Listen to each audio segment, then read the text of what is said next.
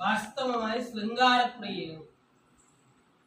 പുഷ്പങ്ങൾ കൊണ്ട് എത്ര മഹാവിഷ്ണു ശൃംഗാരം ചെയ്തു അത്ര മഹാവിഷ്ണു പ്രസന്നനാകുന്നു. അത് കന്നഡ ഭാഷയിൽ പറയുന്നത് ಮಹಾವಿಷ್ಣು ಎಂದರೆ ಶೃಂಗಾರ ಪ್ರಿಯ. ಮಹಾವಿಷ್ಣು ಎಂದರೆ ಶೃಂಗಾರ ಪ್ರಿಯ. ಮನೆಯಲ್ಲಿರುವ ಹೆಂಗಸರೆಲ್ಲ ಬಂಗಾರ ಪ್ರಿಯ.